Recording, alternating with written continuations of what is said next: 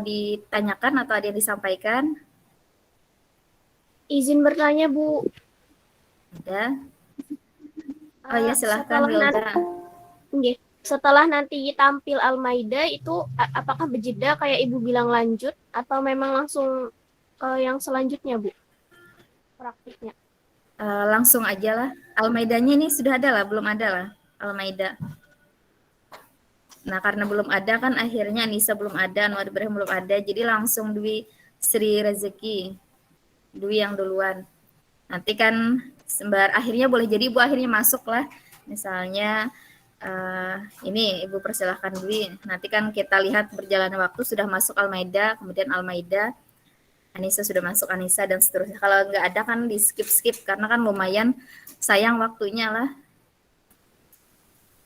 Ya, terjawab lah kira-kira Wilda. Akhirnya boleh jadi Ibu nanti di grup WA, di grup WA Ibu instruksinya lah siapa yang selanjutnya dan seterusnya. Ini, Bu. Terima kasih. Ya, sama-sama. Jadi Ibu persilahkan untuk yang pertama kepada Ibu Dewi. Kepada Ibu Dewi Sri Rezeki Widodo dipersilahkan. Ini, Bu.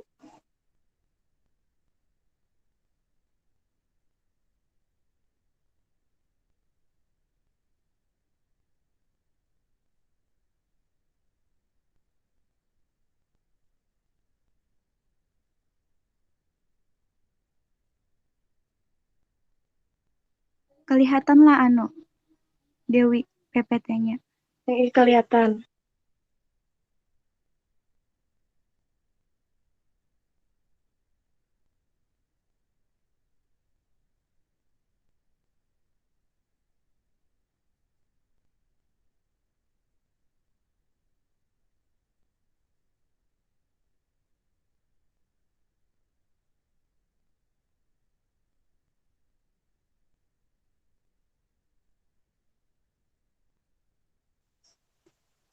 Jadi, Assalamualaikum warahmatullahi wabarakatuh. Waalaikumsalam warahmatullahi wabarakatuh. Selamat pagi, apa kabar semuanya? Alhamdulillah baik, Ibu. Baik, Bu. Baik, Ibu. Kayak apa cuacanya di sana? Hujan kah masih? Alhamdulillah. Dapat bener, Bu. Beres.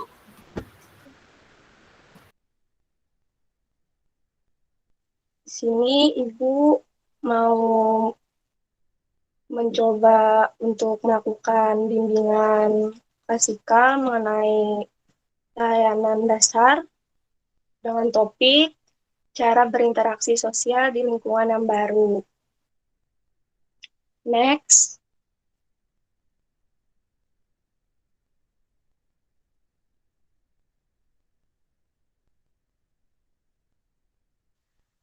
Ada yang tahukah sudah apa itu keragaman interaksi sosial?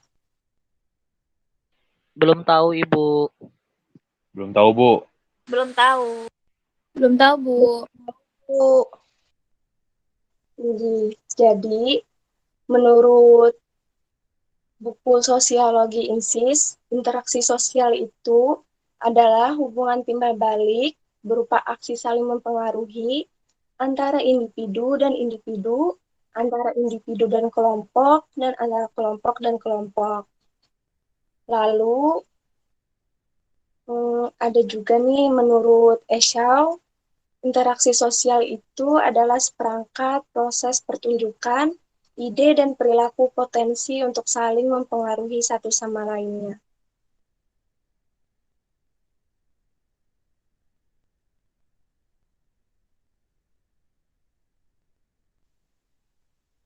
Nih ada contohnya dari hadis riwayat Malik dan Anas yang artinya janganlah kamu saling membenci, janganlah saling membelakangi, dan janganlah saling mendengki. Dan jadilah kamu hamba Allah yang bersaudara. Tidak boleh bagi seorang muslim membenci, tidak berbalik dengan temannya lebih dari 3 hari. Di sana dijelaskan bahwa kita nih sebagai makhluk sosial itu harus saling bersosialisasi. Jadi misalkan ada orang yang menegur, sapa, ya kita harus beri respon begitu. Selanjutnya, Ibu akan membahas mengenai manfaat interaksi sosial. Yang pertama, membangun relasi antara manusia. Maksudnya di sini, membangun hubungan manusia, yaitu membangun relasi ini dapat berlaku di mana saja, seperti di lingkungan sekolah, berinteraksi dengan teman sekelas, ataupun dengan guru. Lalu di hubungan kerja dapat berinteraksi dengan atasan maupun teman kerja. Yang kedua, membangun kepercayaan. Kepercayaan dapat tumbuh apabila terjadi interaksi sosial antara dua orang atau lebih. Manusia tidak dapat serta-merta mempercayai orang begitu saja. Maka dari itu, jika membangun kepercayaan dengan seseorang, maka mulailah dari berinteraksi. Tidak hanya 1 atau 2 kali, tetapi membutuhkan proses yang panjang. Lalu yang ketiga, membantu dalam penyelesaian masalah. Maksudnya di sini, masalah tidak dapat terselesaikan begitu saja tanpanya ada interaksi. Oleh karena itu, interaksi sangat penting.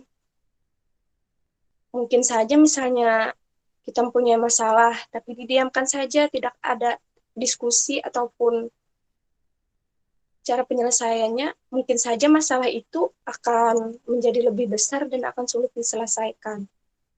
Lalu, yang keempat, meningkatkan aksi solidaritas dan rasa kepedulian dalam masyarakat. Maksudnya, interaksi sosial juga dapat membantu untuk meningkatkan aksi solidaritas dan rasa kepedulian dalam masyarakat. Ketika ada seseorang sudah dapat mengenal satu dengan yang lain, maka akan terbentuk empati dan simpati untuk saling membantu dengan satu yang lainnya.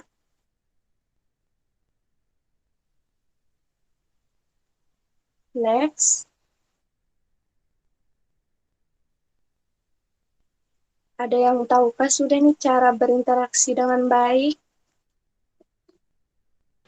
Belum, Bu. Ini Ibu akan menjelaskan cara-cara berinteraksi dengan baik. Jadi yang pertama itu, jadilah orang yang murah senyum dan ramah. Pastinya kan misalnya kita memasang wajah yang senyum, ramah, orang itu akan nyaman berinteraksi dengan kita. Dan juga misalnya kita memasang wajah yang datar saja, apakah orang itu akan tertarik berbicara dengan kita? Pastinya tidak kan? Lalu yang kedua, jangan hanya fokus pada diri sendiri. Maksudnya di sini, komunikasi itu bersifat dua arah. Oleh karena itu, cara berkomunikasi itu kita tidak boleh mendominasi pembicaraan kita. Berikan perhatian dan kesempatan kepada lawan bicara kita itu untuk membicarakan apa yang dia inginkan. Perlakukan pendapat dan perasaan orang lain sama pentingnya dengan kita. Lalu, jangan pernah mengeluarkan kata-kata yang membuat lawan bicara tersinggung. Pastinya kan tidak enak kalau kita ini disinggung orang ketika berbicara. Pasti arah pembicaraannya itu akan bersifat negatif begitu kan.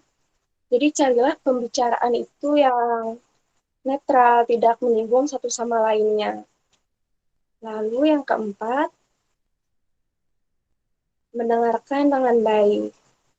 Maksudnya di sini, perhatikan dengan seksama apa yang lawan bicara kita ini, nadanya, bahasa tubuhnya, dan apa inti dari cerita tersebut. Jika kita mendengarkan lawan bicara, mereka akan dapat bersikap lebih terbuka terhadap pendapat dan perasaannya. Lalu yang kelima, bersikap mendukung. Menunjukkan dukungan termasuk salah satu cara berkomunikasi yang baik. Walaupun kita tidak setuju nih dengan pendapat dari lawan bicara kita, bukan berarti kita harus menyerang mereka, tetapi berikan kritik membangun yang dapat membantu pendapat mereka. Tunjukkan empati dan alasan yang logis saat berkomunikasi. Lalu yang terakhir, carilah topik pembicaraan yang menyenangkan atau mengandung unsur komedi. Maksudnya di sini, supaya pembicaraan menjadi cair dan tidak terlalu apa itu namanya ya, terlalu serius, maka kita sisipkan humor. Tidak perlu humor yang terlalu berat, cukup yang sederhana saja, tapi kita keluarkan pada saat yang tepat. Mungkin itu saja dari Ibu. Apakah ada nih yang ingin bertanya?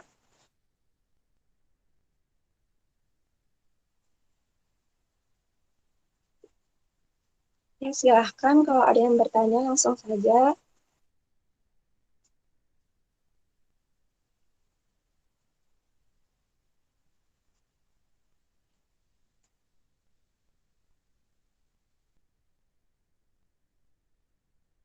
Bagaimana anak-anak? Apakah ada yang ingin bertanya?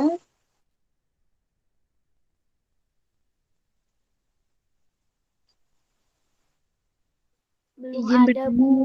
Paham, Bu. Izin Ya, bertanya. alhamdulillah. Ya, silahkan. Siapa yang ingin bertanya? Erpa, Bu, izin bertanya. Ya, silahkan Erpa. Nih Bu, bagaimana caranya nih membangun sikap kepercayaan kepada orang yang baru kita kenal kayak itu. Sedangkan kita nih memiliki sifat yang introvert dan sungkan untuk meminta tolong kayak itu kepada orang lain. Itu aja Bu yang ingin Ulun tanyakan. Terima kasih Erpa. Pertanyaannya sangat bagus nih mengenai orang yang introvert. Jadi kan pertanyaannya tadi bagaimana membangun sikap kepercayaan. Sedangkan kita ini introvert kan.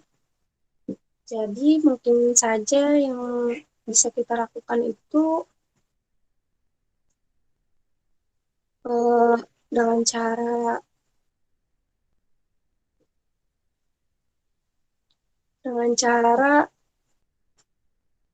oh, pada dasarnya kan manusia ini makhluk sosial, tidak bisa hidup sendiri, walaupun ada beberapa hal yang bisa kita lakukan sendiri. Dan menurut ahli, sebenarnya manusia itu tidak dari sananya pemalu, tapi ada hal yang membuat dia memicu dia mengapa jadi tidak ingin membuka diri. Mungkin hal yang bisa kita lakukan pertama kali itu memasang raut wajah yang ramah. Seperti yang telah di PPT tadi kan, memasang raut wajah yang ramah akan membuat orang itu tertarik berbicara kepada kita dan akan membuat orang nyaman. Lalu setelah itu, cobalah kita nih memberanikan diri. Tanamkan pada diri kita bahwa kita itu berani. Bahwa kita itu bisa loh. Kita bisa melakukan hal ini.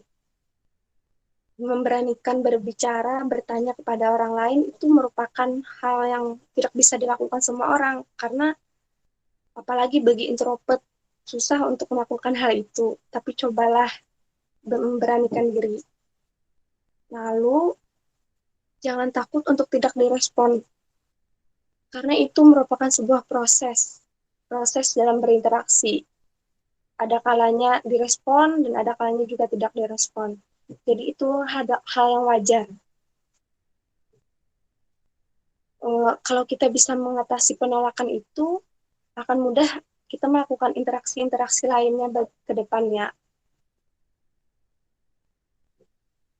Mungkin kita kalau mencoba berinteraksi dengan orang introvert akan susah, tapi memberanikan diri itu hal yang patut dicoba.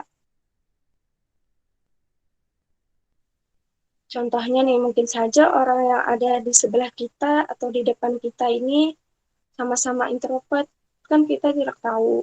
Kita beranikan dirilah. Kita coba dekati, tanyakan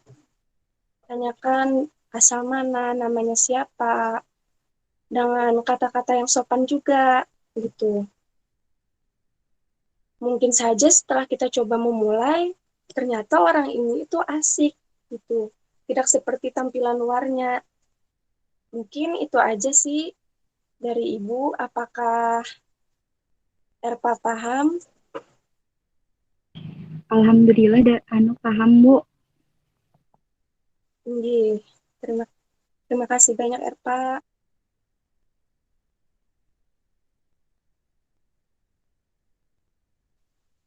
Nah, baik. Apakah ada lagi nih yang ingin bertanya?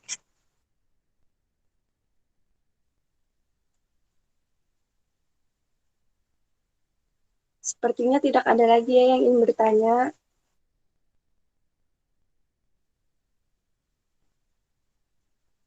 Kalau tidak ada lagi yang ingin bertanya, Ibu akhiri sesi bimbingan kali ini. Semoga apa yang Ibu sampaikan tadi dapat bermanfaat.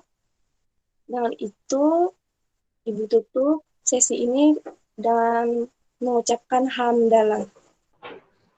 Alhamdulillah. Amin. Terima kasih. Terima kasih, Bu. Terima kasih Ibu. Terima kasih, Bu. Bu. Terima kasih banyak Ibu. Sama-sama. Ya, alhamdulillah sudah tuntas ya. Silahkan ya selamat Dewi lah sudah selesai UASnya. Nah, kita lanjutkan kepada berikutnya Ibu Almaida. Silakan Tinggi Almaida. Bu.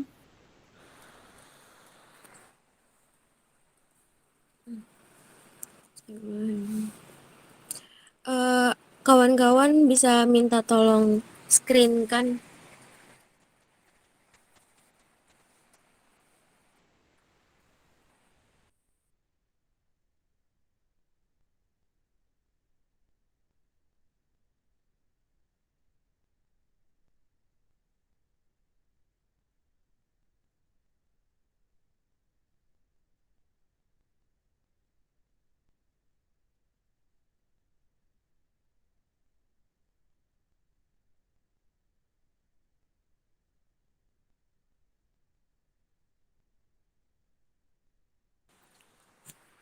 Bentar ya Bu, ada sedikit kendala. Lagi mencoba screen. Oh ya, nggak apa-apa Almeida sambil dibuka. Jadi nanti kan pas setelah menyapa PPT-nya kan bisa sembari disiapkan lah, bisa keluar.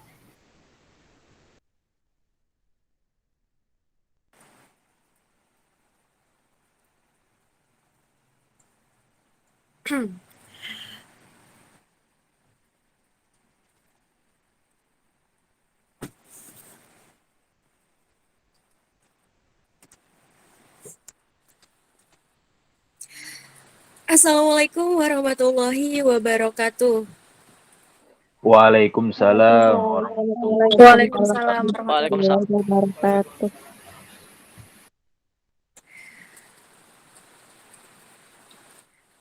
Halo semuanya. Halo Ibu. Hai, Bu. Ibu Halo Bu.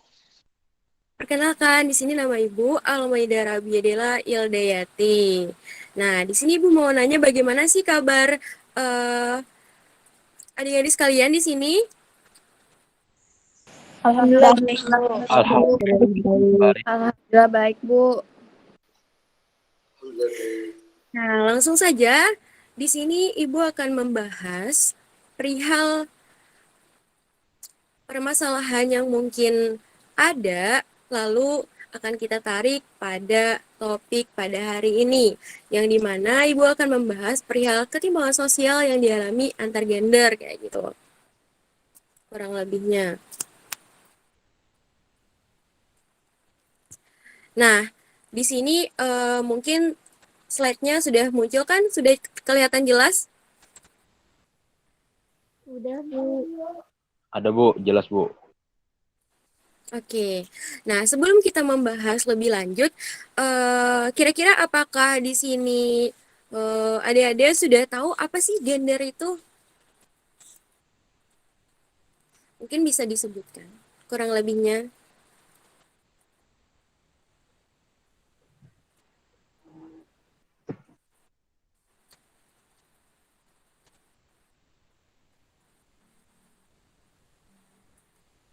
Oke, mungkin di sini ibu saja yang langsung menjelaskan lah.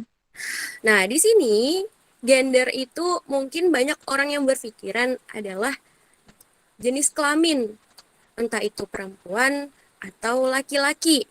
Nah, di sini secara ruang lingkup yang luas, gender adalah pembedaan peran, atribut, sifat, sikap, dan perilaku yang tumbuh dan berkembang dalam masyarakat yang ada.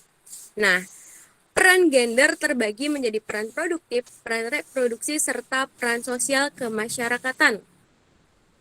Nah, dari topik kali ini, di mana gender diartikan sebagai peran yang dibentuk oleh masyarakat serta perilaku yang tertanam lewat proses sosialisasi yang berhubungan dengan jenis kelamin perempuan dan laki-laki. Nah, maka dari itu di sini Ibu tertarik membahas topik kali ini. Yang dimana pada kesetaraan gender yang ditekankan adalah kesempatan yang sama bagi gender laki-laki dan perempuan dalam hal partisipasi, entah itu seperti yang adik-adik tahu, ekonomi, kesetaraan, akses pendidikan, kesehatan, serta political improvement. Nah, mungkin kita bisa lanjut ke slide selanjutnya.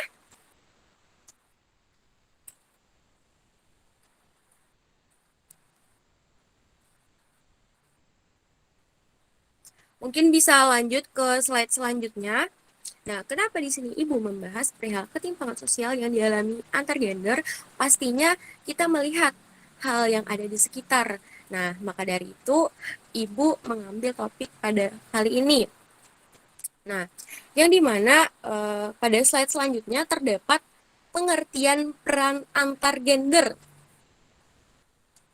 Tadi kan sudah dijelaskan apa sih itu gender secara ruang lingkup luas.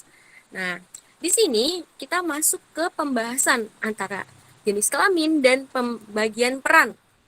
Nah,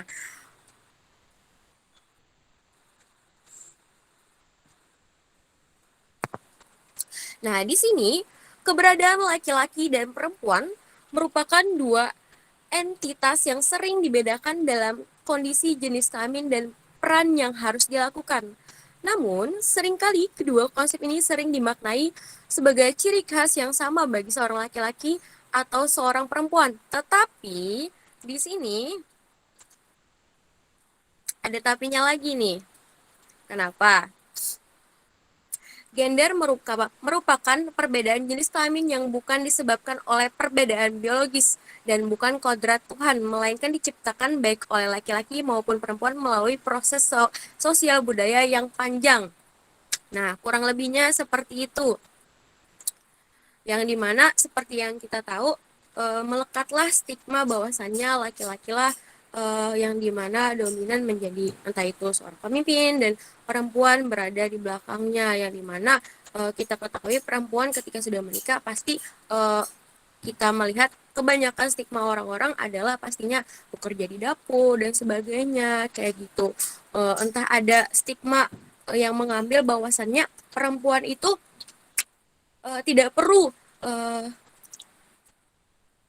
menempuh pendidikan yang tinggi dan sebagainya, nanti kembali lagi ke kodratnya sebagai perempuan yang berada di dapur, padahal kodrat perempuan tidak termasuk berada di dapur kayak gitu kurang lebihnya. Maka dari itulah kita menilik dari segi pendidikan yang ada. Mungkin bisa beralih ke slide selanjutnya, yang dimana ada faktor-faktor penyebab terjadinya kesenjangan. Nah, di sini kita langsung saja mengambil di ruang lingkup pendidikan. Nah, anak-anak. Nah, mungkin yang pertama kita ambil bisa dari segi kultur yang menomorduakan perempuan kayak gitu kurang lebihnya. Mungkin masih ada beberapa yang tidak dominan berpendapat bahwasannya perempuan itu dinomorduakan, sama-sama berperan penting Dalam artian bisa jadi perempuan itu adalah sosok perempuan yang dimana dia berperan penting dalam melahirkan generasi penerus bangsa, dan juga perempuan itu sosok yang dimana dominan dia dari segi pemikiran itu condong ke emosi, dan itu ketika di satu sisi bisa jadi diseimbangkan kayak gitu dengan logika, bukan selalu dominan kepada emosi kayak gitu. Lalu kita lanjut di sini. Nah, yang pertama tadi, kultur yang menomorduakan perempuan. Nah, kita menilik di ruang lingkup kita Indonesia, tentunya di pendidikan. Nah, perempuan Indonesia memiliki semangat tinggi untuk meraih pendidikan yang tinggi. Namun, sebagian dari kaum perempuan yang mungkin kawan-kawan sudah tahu, masih sangat menjunjung kultur patriarki. Apa sih patriarki? Nah, mungkin di sini bisa Ibu jelaskan sedikit. Patriarki adalah di mana condong pemimpin itu adalah laki-laki, kurang lebihnya. Nah, kultur inilah yang membuat perempuan dinomorduakan untuk memasuki akses pendidikan, sangat disayangkan. Nah, patriarki tadi mungkin tidak hanya sekedar pemimpin, tapi entah di berbagai macam aspek yang dominan di mana mengutamakan laki-laki kayak gitu. Nah, bahwa kultur ini diikuti dan diterima masyarakat luas sebagai hal yang pantas bahkan bagi perempuan itu pribadi. Nah, itu. Lalu kita lanjut ke poin yang kedua, lemahnya kesetaraan gender. Nah, di sini Ibu membahas kesetaraan gender dalam artian bukan hanya dominan ke perempuan tapi juga laki-laki. Karena kita melihat ketidakadilan ini kan mungkin kebanyakan dialami perempuan tapi tidak menutup kemungkinan dialami oleh laki-laki. Nah, kita lanjut di sini yang dimana pada poin kedua tersebut mungkin sudah bisa ada dilihat kurang lebihnya. Yang dimana di sini faktor tersebut semacam kayak adanya kesetaraan gender ini bisa dikatakan lemah. Nah, mengapa begitu? Kita melihat banyak dari masyarakat atau orang sekitar kita yang masih menjunjung kata dalam artian patriarki tadi, yang dimana perempuan dominan dilihat sesosok yang lemah lembut dan harus menurut kayak gitu kurang lebihnya. Bagus untuk hal tersebut, tetapi jangan selalu dianggap perempuan itu berada di dapur. Kita bisa sebagai perempuan bersama-sama dengan laki-laki dalam artian kita bisa menempuh pendidikan yang tinggi. Kita perempuan juga mempunyai semangat yang tinggi kayak gitu kurang lebihnya, dan juga sama halnya dengan laki-laki kurang lebihnya. Nah, seperti itu. Lalu di sini kita menilik pada poin yang ketiga, yaitu manajemen rumah tangga belum seimbang. Dalam artian kita banyak melihat kasus yang dimana ruang lingkupnya ini bukan hanya dari masyarakat di lingkungan selain di rumah tangga, tapi rumah tangga, hal yang paling dekat berada di sekitar kita pun tidak menutup kemungkinan terjadi yang namanya ketidaksetaraan gender kurang lebihnya. Nah, maka dari itu, disinilah Ibu ingin membuka pola pikir anak-anak sekalian, di mana perempuan dan laki-laki itu sama-sama bisa menggapai mimpinya, entah dalam ruang lingkup yang lain, dan juga dari segi pendidikan, seperti itu. Kira-kira di sini apakah cuman di tempat Ibu yang slide-nya tidak bergerak, atau di tempat anak-anak slide-nya juga tidak bergerak? Sama Bu, di tempat Tidak, umum sama tidak Bu, bergerak. tidak Sama Bu, Bu. ada bergerak. Tidak bergerak, Bu. Sudah bergerak Bu. Sebentar ya, artinya ada terkendala jaringan ya kurang lebihnya. Tapi apakah suara Ibu di sini jelas? Jelas Bu. Jelas, Bu. Alhamdulillah jelas Bu. Oke. Mungkin di sini ada sedikit kendala kurang lebihnya ya perihal tersebut.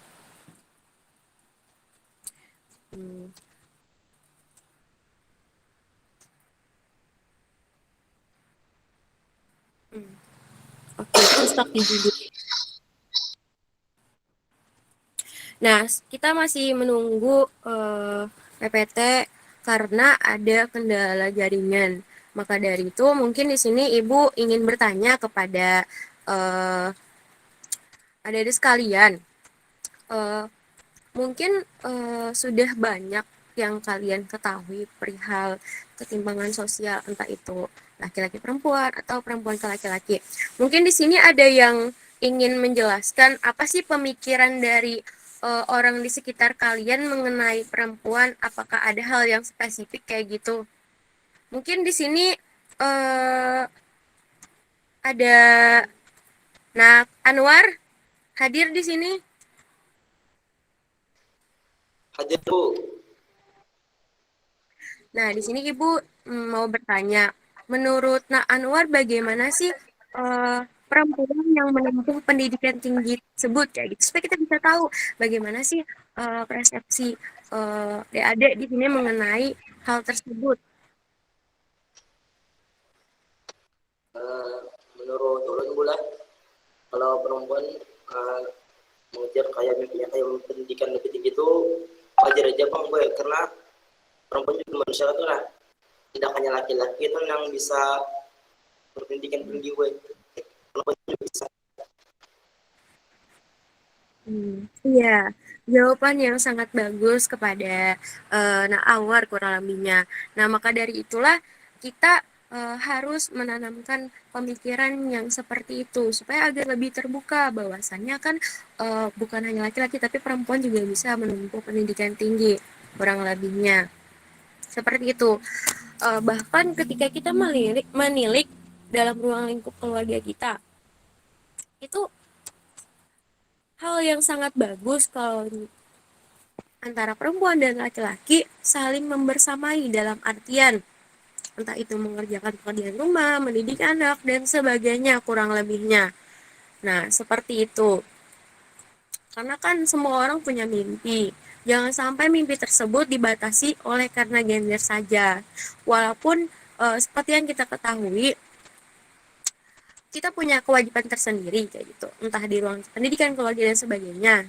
Tapi hal tersebut jangan dijadikan sebagai alasan untuk stuck kita mengubur mimpi-mimpi yang ada. Seperti itu. Entah kita melihat dari ruang lingkup masyarakat yang ada, bahwasannya ada semacam penekanan terhadap kita. Kenapa perempuan harus menempuh pendidikan yang tinggi, kan akhirnya bakal kembali yaitu sebagai ibu rumah tangga yang dimana fokusnya di dapur. Tidak seperti itu.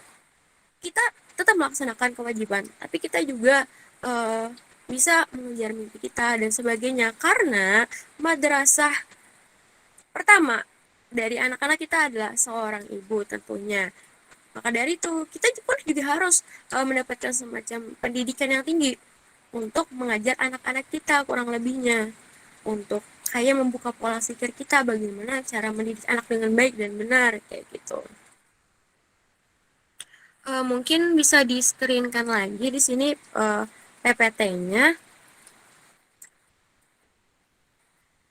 Ada sedikit kendala karena mohon maaf sebelumnya anak-anak di sini ada hujan lebat di daerah Ibu.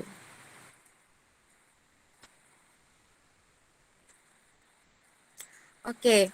Nah, di sini seperti yang sudah Ibu bahas tadi, kita kembali lagi ke topik di awal, yaitu di mana pada poin ketiga, bahwasannya manajemen rumah tangga belum seimbang, di mana perempuan lebih sama mengalah demi mengurus anak serta keluarga seperti yang sudah Ibu jelaskan tadi.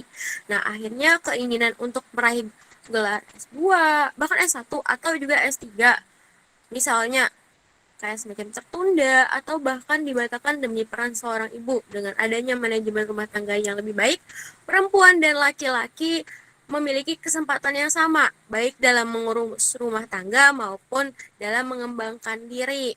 Nah, kurang lebihnya. Nah, faktor-faktor yang menyebabkan ketidaksetaraan gender ini khususnya di bidang pendidikan yang terjadi di kalangan masyarakat kita saat ini merupakan rahasia umum kurang lebihnya. Nah, hal ini tidak bisa kita pungkiri. Anak-anak Nah, bahwa pemahaman dan pemikiran di atas masih mewabah terutama di kalangan masyarakat ortodoks yang masih sangat menjunjung tinggi budaya-budaya yang mendekati kepercayaan leluhur lama. Nah, seperti itu kurang lebihnya. Nah, maka dari itu dengan di zaman sekarang adanya emansipasi, kita bisa dalam artian bukan hanya stuck, oh perempuan, oh laki-laki, semuanya sama dalam hal mengejar mimpinya masing-masing. Selagi kita bisa mengubah pemikiran orang di sekitar kita menjadi lebih baik, kenapa tidak kayak gitu. Nah, lalu di sini masyarakat yang masih menganut paham patriarki di mana kaum perempuan adalah kaum yang lemah yang harus menurut apa kata suami. Kaum perempuan tempatnya adalah di rumah serta tidak memerlukan pendidikan yang tinggi demi kelangsungan hidup rumah tangga. Nah, kebudayaan dan kepercayaan tentang anak perempuan yang harus mengalah dibandingkan anak laki-laki masih tertanam kuat di pemahaman masyarakat kita bahwa ketimpangan gender disebabkan oleh budaya, konstruksi sosial dan budaya. Nah, kita kembali lagi yang paling dominan di sini adalah sosial dan budaya. Nah, bagaimana di sini kita mencoba untuk membuka pola pikir setidaknya orang sekitar kita yang nantinya mungkin perlahan-perlahan tidak bisa instan menjadi lebih baik lagi ke depannya anak-anak. Nah, lalu kita lanjut di sini. Di tengah modernisasi yang semakin kuat, masyarakat kita masih saja memegang teguh mitos-mitos lama yang menyatakan kekuatan pria dan kelemahan wanita. Nah, bahkan nih, pekerjaan wanita tidak patut dikerjakan oleh pria. Begitu juga sebaliknya, paham-paham lama yang seperti inilah yang membuat ketidaksetaraan semakin mengakar kuat di lingkungan masyarakat kita. Nah, bahkan di sini ketika kita tilik, seperti kata tadi, perempuan laki-laki tidak patut mengerjakan pekerjaan perempuan. Nah, kita lihat banyak laki-laki yang memiliki impian, entah itu jadi juru masak dan sebagainya. Dan itu dikecam dalam artian kamu laki-laki, kenapa kamu fokusnya di bidang memasak kayak gitu yang seharusnya dikerjakan perempuan. Nah, bukan hanya perempuan di sini yang dikecam. Nah, maka dari itu kita harus membuka pola pikir dalam artian entah itu atau laki-laki dalam artian perihal mengurus masalah rumah tangga, entah itu memasak, mencuci, dan sebagainya, dan juga dalam hal mengajar mimpi menempuh pendidikan tinggi, itu semuanya sama, berhak mengejar impian mereka, kayak gitu. Sama halnya dengan anak-anak di sini, jangan terfokuskan dengan pemikiran orang di sekitar, entah kayak orang terdekat keluarga, dalam artian gini, buat apa kamu tinggi-tinggi kuliah, nanti kamu jadi istri orang, lebih baik uangnya ditabung atau kamu kerja gitu, mending kerja karena kan kalau kuliah itu lama, dalam artian kita harus bisa membuka pola pikir orang di sekitar kita, anak-anak kurang lebihnya.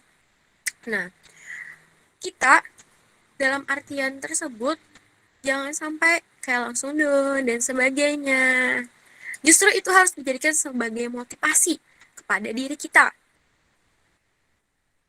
Nah, mungkin di sini kawan-kawan kalaunya tidak merasakan, setidaknya kita kalau misalnya melihat orang di sekitar kita mengalami ketidakadilan tersebut bisa dirangkul, dinasehatin, begitu. Atau kawan-kawan yang lain misalnya kayak gitu, anak-anak kalau misalnya merasakan.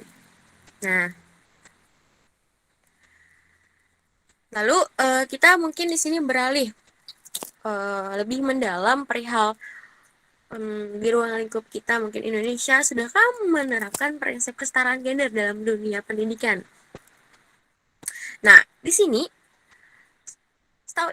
seperti yang Ibu ketahui, kesetaraan gender bahkan dalam ruang lingkup dunia pendidikan saat ini sudah dilaksanakan, hanya saja kurang maksimal oleh pemerintah gitu. Mungkin di sini anak-anak bisa mencari tahu kembali untuk tahu lebih jelasnya. Nah, maka dari itu diperlukannya juga kontribusi seluruh masyarakat untuk ikut andil di dalam guna untuk mencapai tujuan yang akan lebih baik lagi. Terlebih lagi kita melihat hal ini harus dijadikan sebagai semangat untuk bekerja sama, untuk menyetarakan gender yang ada kayak gitu. Ini menjadikan kita sebagai generasi muda yang dapat memajukan bangsa Indonesia menuju kemerdekaan yang sebenarnya dalam artian di ruang lingkup Indonesia. Nah, di sini kita lanjut ke poin selanjutnya. Bagaimana cara menyikapi ketidaksetaraan gender dalam sosial? Nah, kira-kira apakah slide-nya di sini muncul, anak-anak? Kadang muncul, Bu. Izin, Bu, setumat lagi kami istirahat, Bu, Ai. Jadi waktu pian kira-kira 2 atau 3 menitan lagi. Oke, terima kasih Nakanda. Wilda sudah mengingatkan Ibu. Karena di sini mungkin Ibu terlalu fokus untuk memaparkan topik. Nah, di sini kita beralih sesuai dengan PPT yang ada. Yang pertama, membangun kesadaran diri melalui bacaan. Nah, kita mungkin tidak bisa buat semua orang bisa membaca buku dan sebagainya. Yang pasti, kawan-kawan atau adik-adik di sini yang memulai membaca beberapa buku dari diri sendiri kayak gitu. Kalau adik-adik di sini tidak suka membaca buku dan sebagainya, carilah buku yang dimana topik tersebut disukai adik-adik. Nah, maka dari itu ketika sudah menyukai hal tersebut bisa beralih pada buku-buku lainnya yang dimana secara tidak langsung bisa membuka pola pikir adik-adik dan juga menambah kosakata kurang lebihnya begitu. Nah, lalu di sini kita beralih yang kedua, ada yang namanya stop stereotip. Nah, apa itu stop stereotip? Di sini mungkin Ibu jelaskan ya sedikit. Dalam artian stop stereotip, seberapa sering kita mendengar hal ini? Nah, Ibu langsung ke contohnya. Kalau nyupirnya ngawur, biasanya perempuan dan sebagainya. Maklum perempuan kan memang gaptek. Jangan kita sendiri yang mengucapkan hal itu. Perubahan dimulai dari diri sendiri. Jangan mau menjadi wanita yang selalu dicap gaptek atau sembarangan saat mengemudi. Nah, hal tersebutlah yang harus kita perbaiki. Lalu kita lanjut ke poin 3. Menandai adanya bias gender dalam artian di sini bukan berarti bahwa wanita dan pria harus selalu sama. Tetap hak, tanggung jawab, dan kesempatannya tidak dipengaruhi oleh apakah mereka dilahirkan sebagai wanita atau pria. Nah, lalu kita lanjut ke poin selanjutnya, mendefinisi ulang secara akurat, ketidakadilan gender tidak bisa dibiarkan. Dalam beberapa hal harus kita sadari bahwa ketidakadilan itu bisa saja terjadi dalam ruang lingkup keluarga, entah itu marginalisasi, seperti melarang dan semacamnya, subordinasi, menempatkan pada posisi istri dan juga kelas 2, yaitu tidak penting dan tidak dilabatkan dalam keputusan penting dalam rumah tangga. Lalu ada semacam kekerasan, juga beban kerja ganda. Misalnya istri diizinkan ikut mencari nafkah dengan syarat bisa menyelesaikan pekerjaan rumah tangga dan semua urusan rumah atau anak harus beres. Nah, padahal untuk perihal urusan rumah tangga itu harus saling membersamai, bukan hanya perempuan, laki-laki pun tidak masalah ikut turut berpartisipasi dalam di dalamnya kurang lebihnya. Lalu yang terakhir menarik keluar ketika perempuan dikucilkan, bukan hanya fokus kepada diri kita, tapi orang di sekitar kita kalaunya ada terdapat ketidakadilan atau dikucilkan kawan-kawan yang lainnya. Begitu anak-anak. Nah, kalau anak-anak pernah mengalami kesulitan mengajar, sahabat Anda untuk hadir dalam entah itu kayak kegiatan perkumpulan dan semacamnya, atau entah kawan-kawan di stigma oleh kawan-kawan yang lainnya, tidak masalah. Bersamai, rangkul, dan kurang lebihnya seperti itu. Nah, bagaimana anak-anak? Apakah jelas atau di sini suara Ibu putus-putus dikarenakan ada hujan di sini? Alhamdulillah Bu jelas. Alhamdulillah Tapi saya sudah jelas, Bu. waktu sudah berakhir Bu dan kami istirahat. Oke, karena waktu berakhir mungkin di lain waktu selanjutnya akan kita bahas lagi, mungkin lebih mendalam jika adik-adik ada yang ingin ditanyakan kurang lebihnya begitu. Sekian dari Ibu. Wassalamualaikum warahmatullahi wabarakatuh. Waalaikumsalam. Istirahat. Terima kasih, Bu.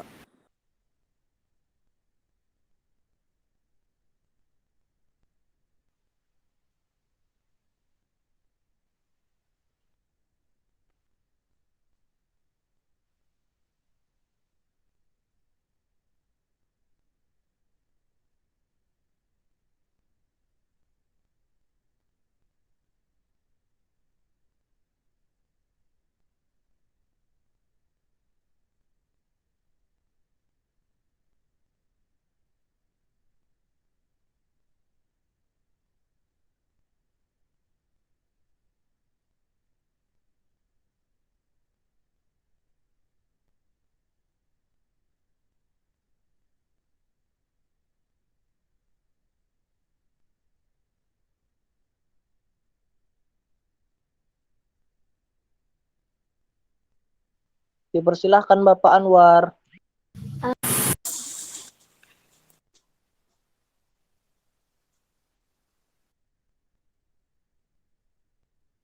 Tunggu dulu ke kawanan lah, ulun datangnya dulu ke kantor sini menjemput Bapak Anwarnya.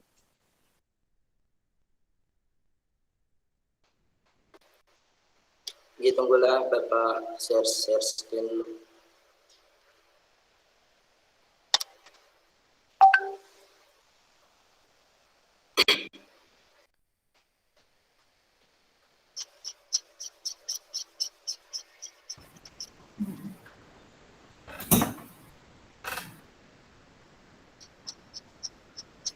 Ya, silakan Anwar lah. Suaranya mungkin salah satunya Anwar ada yang di mute kali ya, harus. Saya pakai laptop sama HP lah. Iya Bu. Nanti iya. Nanti langsung aja lah soalnya Bu di ruangan sebelah.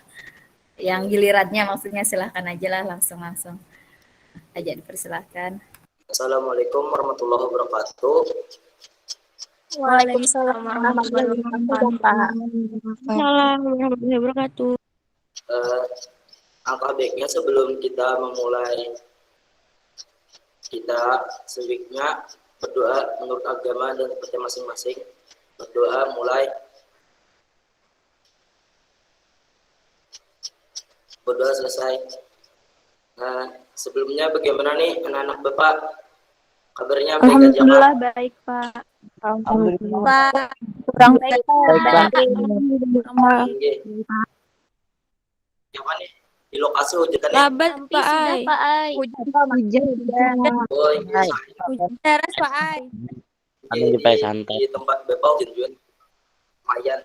Ini sebelum sambil Bapak share screen lah materinya. Di sini Bapak anak membahas tema menghilangkan kepribadian introvert. Nah sebelumnya anak-anak Bapak sekalian tahukah tuh apa tuh introvert? Dan adakah di sini anak Bapak nih yang introvert gitu? Alhamdulillah Pak. Lain ulun. Ini akan di depan. Kalau ulun aja mana Pak? Hatami Pak. Nah, gila sembari Bapak share screen ini karena jaringan juga lemot jadinya share screen-nya. Ulun Apakah kata sudah terlihat baik. share screen di HP atau di laptop kalian anak-anak? Belum kelihatan Pak. Belum kelihatan Pak. Belum kelihatan Pak. Ya tunggulah, mohon maaf. Mungkin ini terkendala jaringan juga. Di ini sudah kelihatan nih. Belum Pak. Suara pian sempat hilang tadi Pak. Oh ini tunggulah.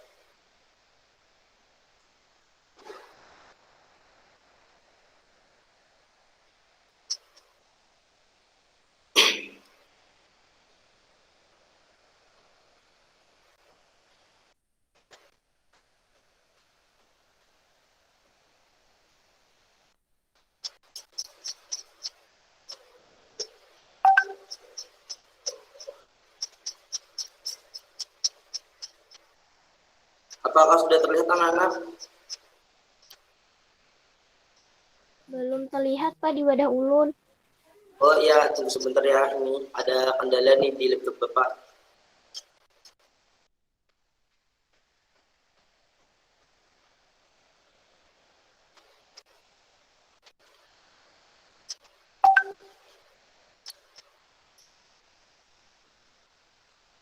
Nah, gimana udah terlihat anak-anak? Terlihat sudah Pak. Pak. Terlihat Pak. Ya, Terlihat Pak. langsung saja. Terlihat Pak. Ya, nah, ada panpelnya. Nah, di sini Bapak akan menjelaskan tentang materi menghilangkan kepribadian introvert, di mana yang pertama kan Bapak bahas itu pengertian kepribadian introvert. Selanjutnya ciri-ciri orang introvert, dan terakhir strategi atau upaya atau cara untuk menghilangkan kepribadian introvert.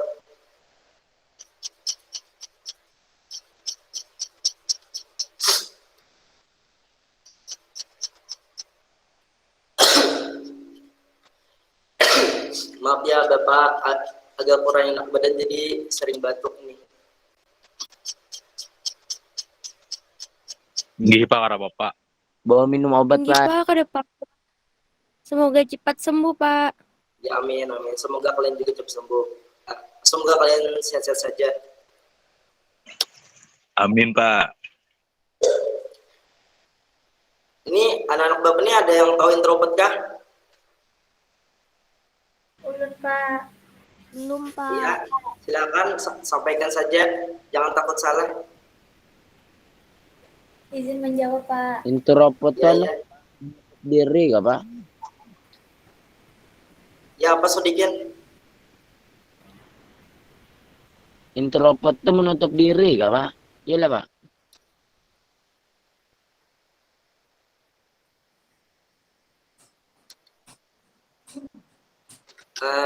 Introvert itu lah, nah, langsung saja lah Bapak jelaskanlah. Sikap atau karakter seorang yang memiliki orientasi subjektif secara mental dalam menjalani kehidupannya. Nah, jadi itu karena ada tuh namanya tuh kepribadian introvert. Jadi kepribadian introvert tuh cenderung menyukai kondisi yang tenang, kayak menyendiri gitu, nah, senang menyendiri, refleks terhadap apa yang mereka lakukan. Jadi buat introvert nih kayak fokus, kayak suka menyendiri lah pokoknya. Selanjutnya tuh ada ciri-ciri orang introvert nih. Yang pertama, lebih suka menghabiskan waktu sendirian. Nah itu tadi, karena orang introvert itu menghabiskan waktu sendirian itu, atau yang bisa disebut anak muda sekarang tuh namanya tuh me time lah. Me time bagi orang introvert itu merupakan hal yang membahagiakan dan menyehatkan. Orang introvert ini suka menyendiri. Menurut orang introvert ini, menyendiri itu menyenangkan dan menyehatkan.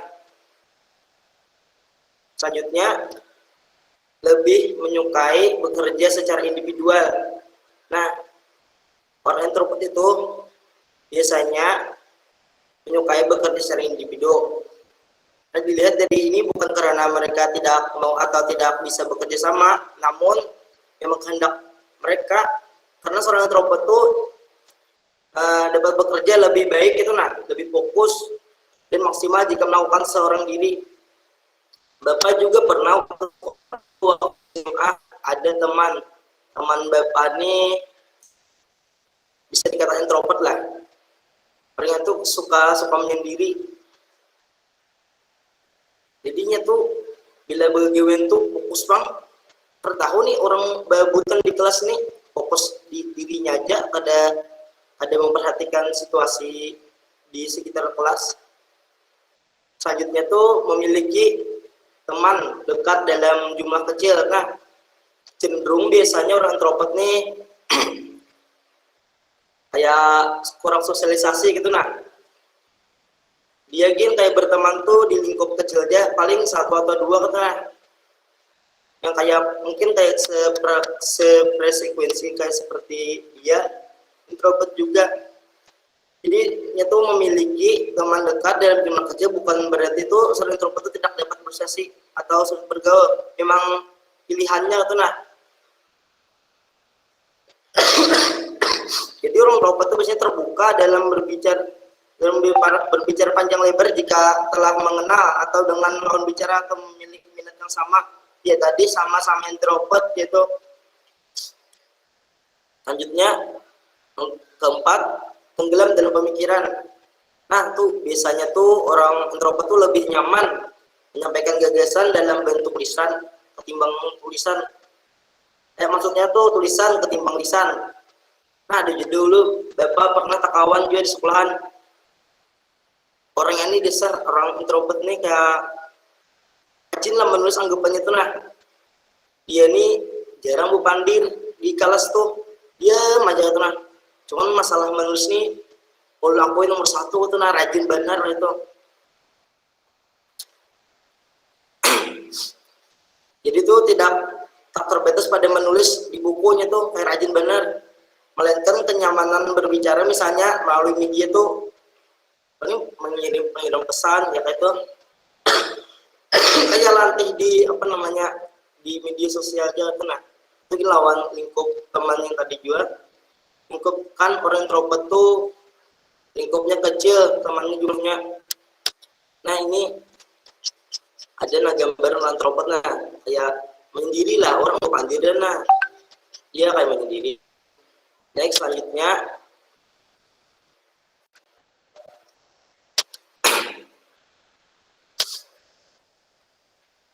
cara mengatasi kepribadian introvert. Nah itu ada 5. Yang pertama tuh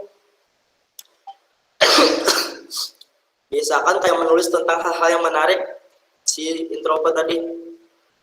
Kayak topik apa tuh nah yang Anda kayak ditulis tuh nah, tidak harus tentang diri kita sendiri. Juga itu biasanya menggunakan jaringan sosial atau membangun hubungan yang kuat dengan banyak orang. Mencoba tuh nah berinteraksi lawan orang banyak. Kita semacam itu kayak akan meningkatkan kemampuan komunikasinya juga dalam bersosialisasi, kayak misalnya kayak masuk organisasi lah pokoknya tuh nah. Setiap orang introvert tuh kalau masuk organisasi tuh kayak besar lah atau peluangnya untuk terhindar atau sembuh lah atau ampih dari introvert. Selanjutnya yang kedua tuh mendalami bidang yang diminati. Dimana tuh si introvert ini tuh cobalah tenang untuk mendalami suatu hal yang ingin minati tenang, sehingga tuh nyata menjadi ahli dalam bidang tersebut.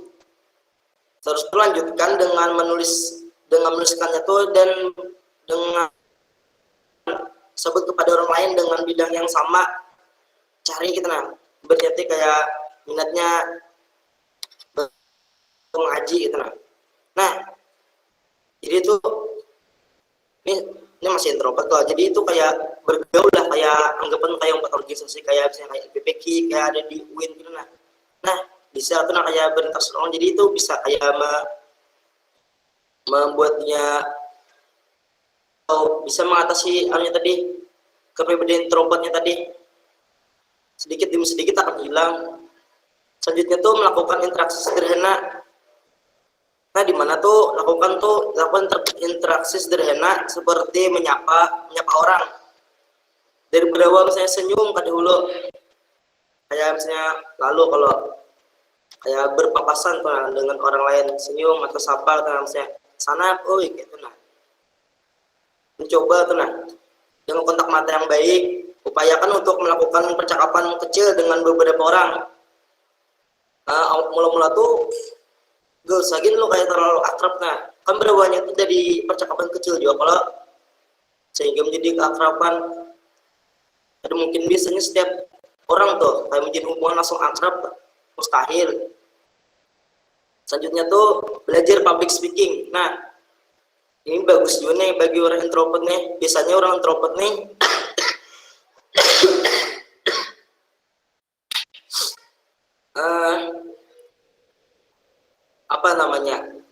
kurang dalam berbicara itu nah aja. Itu bisa mengikuti latihan public speaking buat si orang yang berkepribadian introvert itu lebih mampu berbicara di depan orang banyak. Hal ini juga merupakan penyaluran energi yang sangat efisien bagi seorang introvert. Kita bisa juga tadi kayak bergabung ke organisasi gitu nih.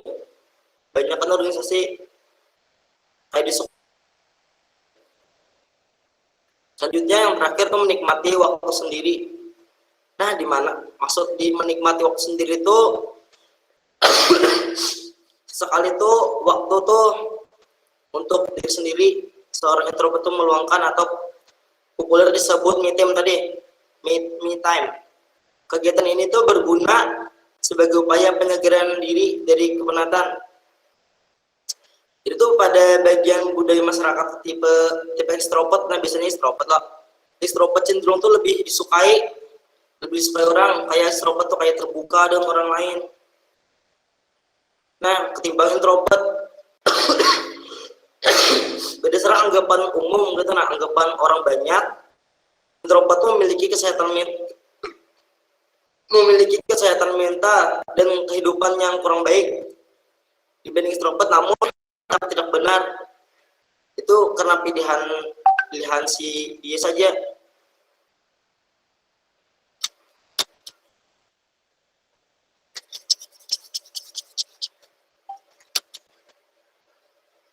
Sebelum masuk hadis atau dalil Al-Quran, adakah yang ditanyakan nih dari anak-anak Bapak sekalian mengenai kepribadian introvert?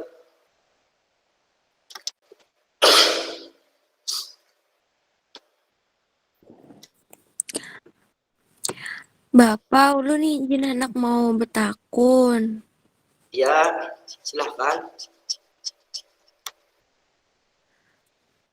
Kan banyak, Pak, yang mengatakan introvert tuh diidentik dengan pendiam. Apakah benar, Pak? Itu aja dari ulun. Terima kasih, Pak. Oh, Inggi, terima kasih. Pertanyaannya sangat bagus. Nah, iya benar sekali. Biasanya orang itu kayak sedikit bicara karena pendiam lah. Dan orangnya pun tuh cenderung kayak menyendiri.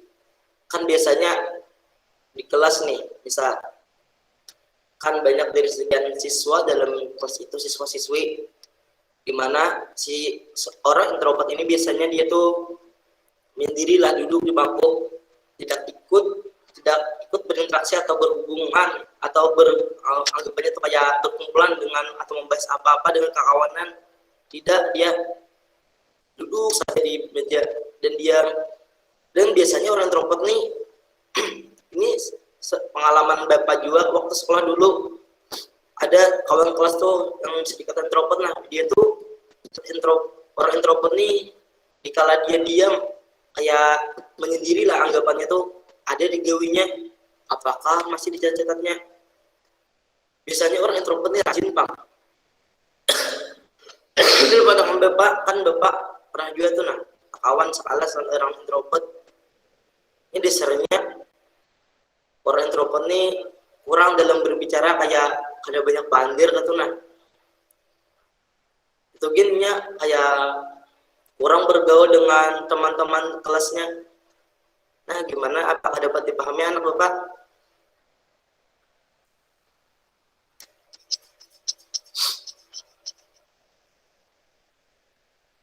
Gimana, apakah dapat dipahami? Apakah suara Bapak masih terdengar? Terdengar, Pak. Oh ya, bagaimana tadi? Apakah sudah dapat dipahami anak-anak Bapak sekalian? Alhamdulillah sudah, Pak. Paham, Pak, paham. Ya, Alhamdulillah sudah, Pak. Pak. Paham, Pak. ya, selanjutnya kita lanjutkan. Ini ada kutipan dalil Al-Quran mengenai kepribadian introvert, yaitu Allah berquran surah Al-Hujurat ayat 13 yang berbunyi Bismillahirrahmanirrahim. Ya ayuhan nasu inna khalaqnakum min dzakari wa untha wa ja'alnakum syu'uban wa qabaila lita'arafu. Artinya, wahai manusia, sungguh kami menciptakan kamu dari seorang laki-laki dan seorang perempuan dan menjadikan kamu berbangsa-bangsa dan bersuku-suku supaya kamu saling mengenal. Di mana ayat di atas tadi itu, nah, dan harus memiliki kepekaan sosial.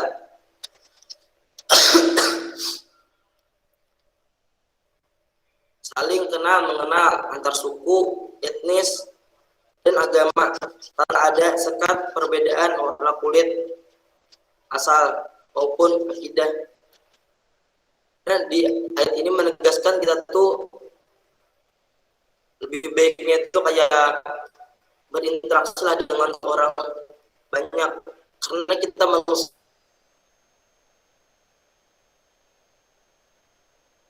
juga makhluk sosial, karena manusia itu tidak bisa sosial kulitnya, dimana juga ada Rasulullah SAW itu memiliki kepribadian yang mana tuh sedikit orang dan introvert. Nabi Sallallahu Alaihi Wasallam berperiode introvert, yakni hatinya terbuka. Nah, terbuka dengan siapapun, dengan sahabat, dengan para sahabatnya, dengan orang sekitar. Siapapun ramah juga, Nabi ramah, suka berteman. Nah, mudah menyesuaikan diri dan luas juga Nabi Sallallahu Alaihi Wasallam tuh. Nah, jadi kita juga jadi apabila di dirinya itu memiliki kepribadian introvert, nah mulailah dari sekarang ubah sedikit demi sedikit dengan cara dan tips yang Bapak berikan tadi. Sebelum Bapak tutup, Bapak akan menyimpulkan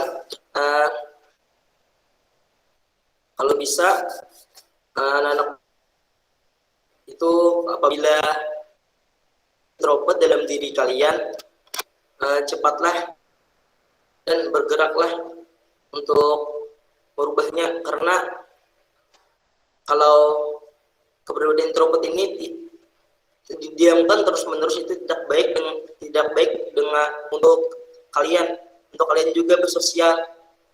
Maka dari itu secepatnya lah ubah, karena juga tidak introvert orangnya lebih terbuka dan ramah juga orangnya. Sebelum Bapak tutup, apakah ada lagi nih dari anak-anak Bapak kalian ingin bertanya? Alhamdulillah sudah Apakah jelas, paham Pak. saja? Beri Paham. Paham, Pak. Sudah jelas. Paham, Pak. Nggih, sama Pak. aja. Nggih. Paham, Pak. Pak. Oh, ini. Alhamdulillah, Pak. Nah, apabila tidak ada pertanyaan lagi, izinkan Bapak menutup materi bimbingan kelas 3.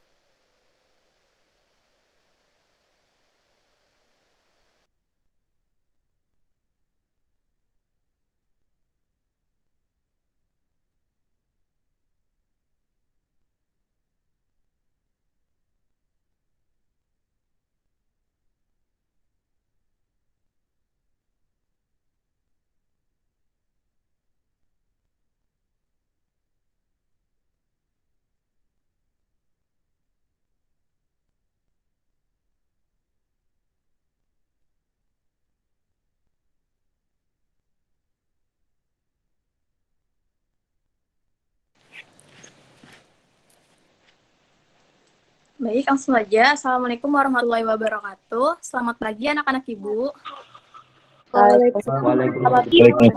Baik, Ibu. Nah, gimana nih kabarnya semua? Alhamdulillah, Bu. Baik, Bang, baik, Bu. Alhamdulillah ya, bentar. Nah, jadi di sini Ibu nanti akan menyampaikan sekitar 15 menit. Jadi jika memang nanti lebih, kalian bisa mengingatkannya di chat ya. Ibu akan saya screen terlebih dahulu.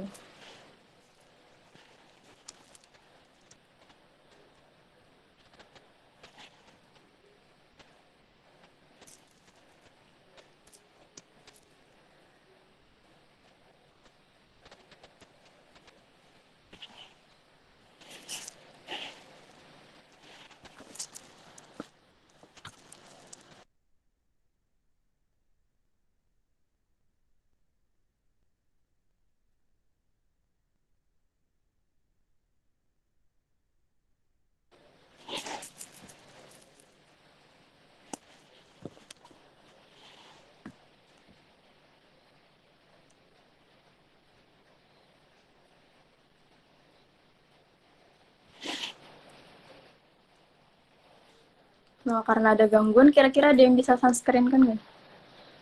Mas, scan.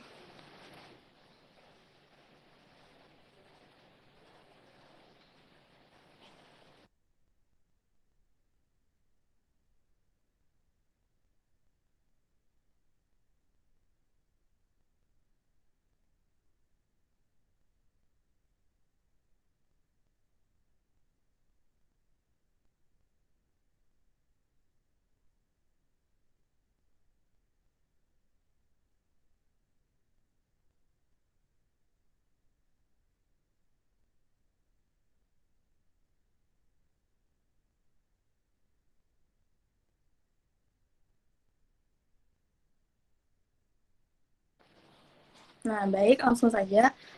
Di sini kira-kira dari kalian ada yang memiliki rasa kurangnya konsentrasi dalam belajar nggak?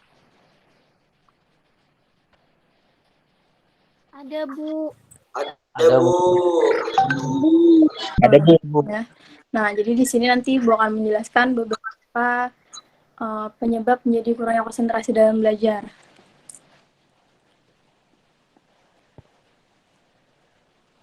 Nah, itu yang pertama, terlalu banyak tugas. Nah, dan selanjutnya itu penggunaan gadget yang berlebih.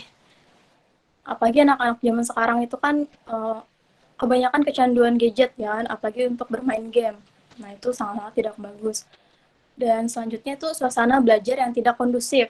Nah, suasana belajar yang kurang kondusif ini mungkin seperti misalkan di kelas ada salah satu anak yang ribut, nah itu kan bisa mengganggu konsentrasi belajar teman-teman yang lain, jadi tidak kondusif gitu kan. Dan selanjutnya itu pola tidur yang kurang berkualitas. Nah, apalagi semisal kalian yang suka begadang nih, apalagi untuk main game, misalkan tidak ingat waktu sampai tidak tidur, nah itu sangat-sangat tidak bagus. Terus kurangnya minat terhadap mata pelajaran tertentu. Nah, untuk minat mata pelajaran ini mungkin kebanyakan seperti misalkan pelajaran matematika gitu kan. Nah, itu jadi seperti misalkan guru menjelaskan, itu kalian jadi kurang memperhatikan karena ya tadi kurangnya minat kalian dalam mata kuliah tersebut. Selanjutnya adanya paksaan atau tekanan dari lingkungan sekitar, rendahnya motivasi dari diri sendiri dalam menentukan target hasil belajar, lalu yang terakhir pola makan yang kurang sehat, apalagi misalkan kalian berangkat sekolah belum makan nih, lapar, jadi ketika guru menjelaskan pelajaran itu kalian jadi kurang fokus karena lapar. Nah, itu selanjutnya ada resiko atau faktor apa saja yang menyebabkan kurangnya konsentrasi dalam belajar. Nah, itu yang pertama, mungkin anak-anak ibu jadi terhambat, seperti misalkan mengerjakan tugas, atau semisal ada kuis, ulangan, dan yang lain, itu kalian akan menjadi terpengaruh di akhir, di hasil belajar kalian. Mungkin untuk di rapot nanti itu jadi tidak bagus gitu kan. Nah, lalu selanjutnya siswa yang kurang konsentrasi dalam belajar tadi, maka ketika itu berpeluang melakukan berbagai aktivitas di luar kegiatan belajar. Ya seperti yang tadi, kurangnya minat belajar, maka siswa yang kurang minatnya belajar tadi akan menimbulkan kegaduhan yang mengakibatkan siswa lain pun menjadi terganggu konsentrasi belajarnya. Nah, maka di sini Ibu memiliki tips agar konsentrasi dalam belajar.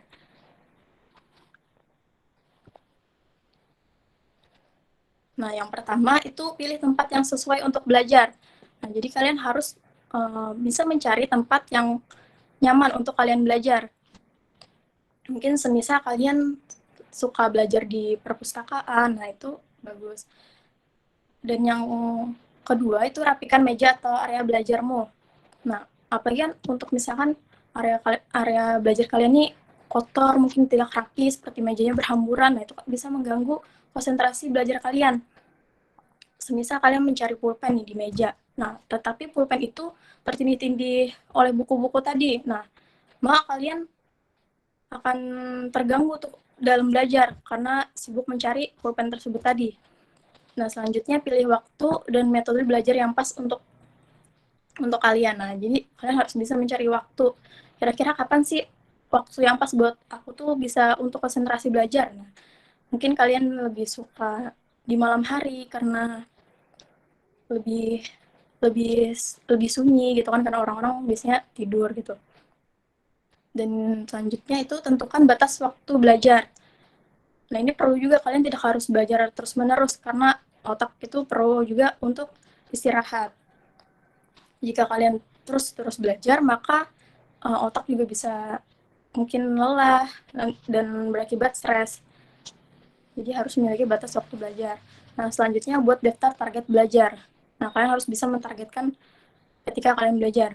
Nah, yang terakhir itu tidak membuka sosial media atau game saat belajar.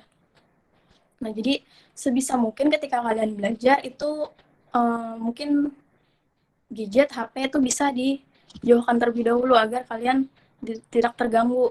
Apalagi dengan notif-notif HP kan biasanya bisa mengganggu kalian dalam konsentrasi belajar. Nah, mungkin itu saja yang Ibu sampaikan, kira-kira bisa dipahami. Bisa, Ibu. Atau mungkin ada yang ditanyakan? Jika tidak ada, maka akan Ibu akhiri. Tidak ada ya sepertinya. Baik. Ya, alhamdulillah. Ibu.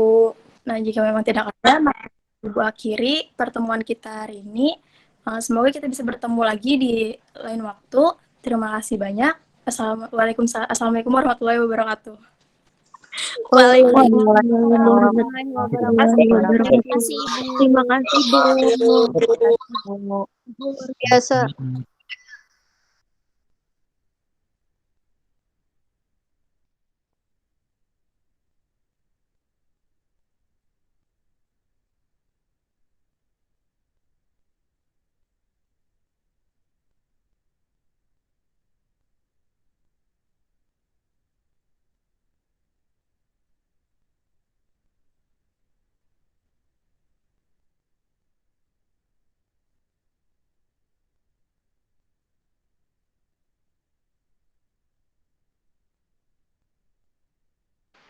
Assalamualaikum warahmatullahi wabarakatuh.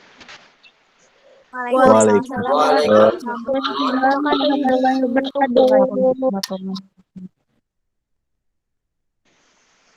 Bagaimana nih kabarnya anak-anak Ibu? Baik, Bu. Alhamdulillah baik. Di sana hujan juga lah, waduh Ibu hujan ya? Ibu lambat hujan Bu. Udah Bu. Aduh sudah Bu di rumah. Panas banget Bu. Nah, di sini Ibu hendak melakukan bimbingan klasikal. Nah, sebelum bimbingan, Ibu hendak memperkenalkan diri nih dahulu. Perkenalkan, nama Ibu Erta Aisyana. Nah, di sini Ibu ingin membahas materi tentang bakat dan minat. Bu Hentian udah tahu lah bakat minat Bu Hentian nih?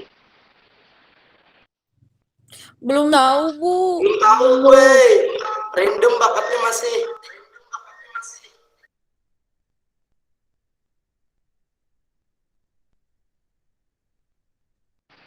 Kalau belum tahu, dengarilah penjelasan Ibu sedikit nih materi tentang bakat dan minat. Nah, sebelum kita memulai, sebelum ini marilah kita sama-sama mengucapkan basmalah. Bismillahirrahmanirrahim. Ini nih suara Ibu kedengeran aja lah. Kedengeran, Bu. Kedengeran aja, Bu.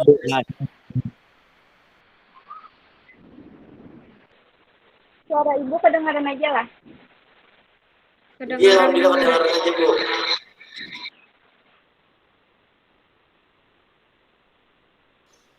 Ini kedengaran aja Bu.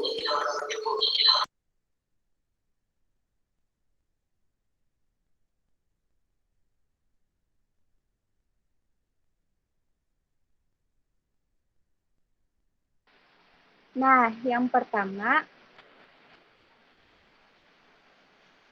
pengertian bakat nih. Bakat adalah kemampuan bawaan sebagai potensi yang perlu dikembangkan dan dilatih agar dapat terwujud. Seseorang yang berbakat mampu memberikan prestasi yang tinggi atas kemampuan dan potensi yang dimiliki. Nah, sedangkan minat adalah sebagai suatu rasa lebih suka atau rasa ketertarikan kepada suatu hal atau aktivitas tanpa ada yang menyuruh. Minat pada dasarnya adalah hubungan penerima akan sesuatu hubungan antara diri sendiri dengan sesuatu di luar diri. Semakin kuat atau semakin dekat hubungan tersebut, semakin besar minat seseorang. Next.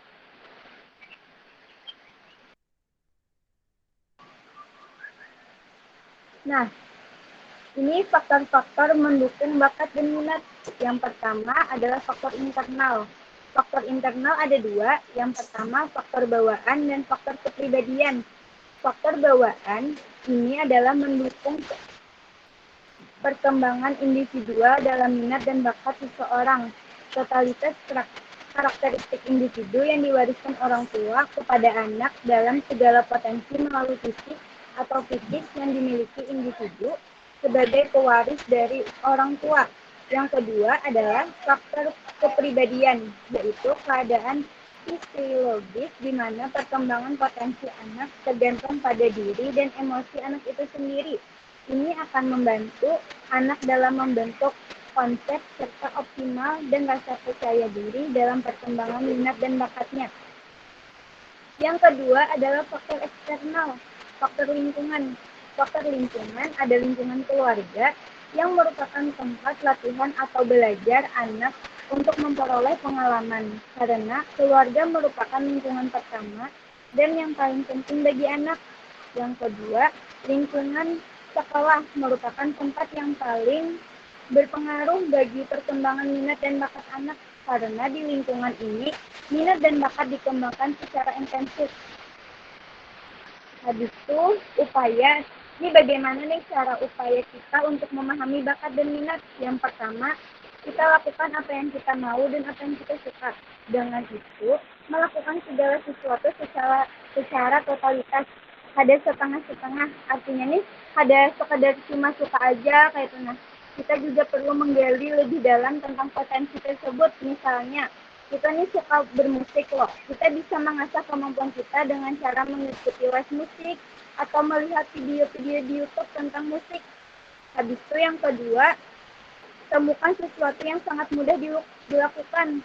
Misalnya loh, Bu Hantian melihat nih ada orang yang perlu mengambil kursus atau les untuk melakukan sesuatu, tetapi Bu Hantian bisa melakukan itu tuh dengan sangat mudah tanpa melakukan kursus atau sekolah khusus kayak itu. Nah, berarti aktivitas tersebut adalah bakat tersembunyi Anda kayak itu.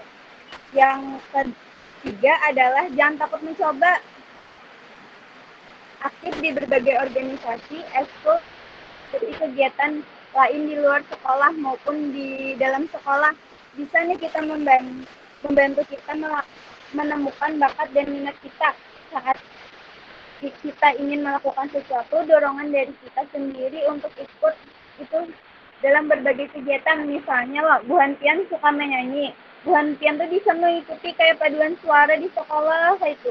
Kalau misalnya juga Bu Hantian ke-7 futsal, ke-7 basket, ke-7 badminton, kan bisa mengikuti ekskul olahraga yang ada di sekolah Bu Hantian kayak itu. Nah, Bu Hantian tuh jangan pernah takut mencoba kayak itu. Kalau nyepen kada mencoba, kada tahu bakat pian tuh sesuai lawan minat pian gitu. Habis itu tes minat bakat.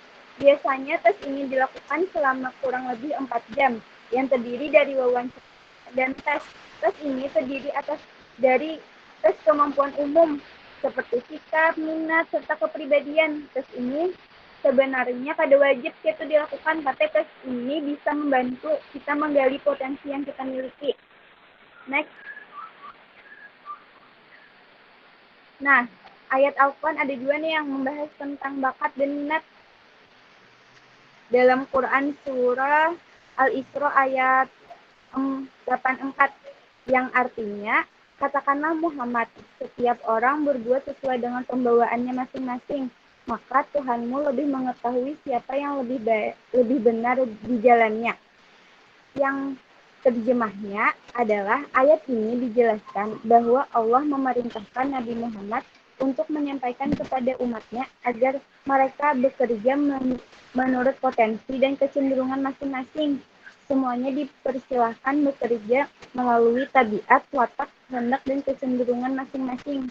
Ayat ini dapat dikaitkan dengan bakat yang dimiliki setiap manusia dengan kata setiap orang berbuat sesuai dengan pembawaannya masing-masing. Nah, di sini dijelaskan bahwa manusia terlahir dengan kemampuan dan bakatnya yang berbeda-beda. Nah, begitu penjelasan dari Ibu. Apakah ada yang ingin bertanya?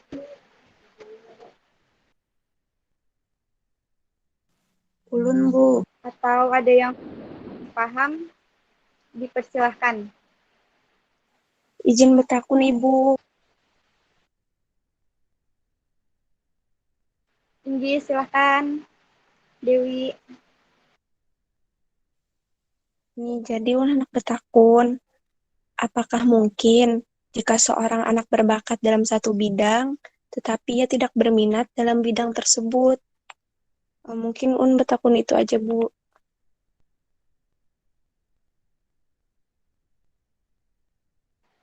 Tinggi. Nah, Ibu izin menjawabnya nah, pertanyaan dari Dewi. Amun menurut Ibu mungkin aja kayak itu nah, bisa loh kemungkinan besar kayak itu nah penyebab tuh berasal dari luar diri anak. Sebagai kayak contohnya tuh seorang anak misalnya dibesarkan dalam keluarga yang berlatar belakang dokter. Sebagian keluarganya habis tuh kayak kakaknya, adiknya tuh nah dokter kayak itu. Sehingga dia juga diarahkan oleh orang tuanya untuk menjadi dokter. Tetapi anak ini sebenarnya berbakat dalam menciptakan lagu atau aransemen atau itu kayak ketujuh bernyanyi kayak itu nah. Karena tekanan dari lingkungan maka anak itu juga menekan potensinya.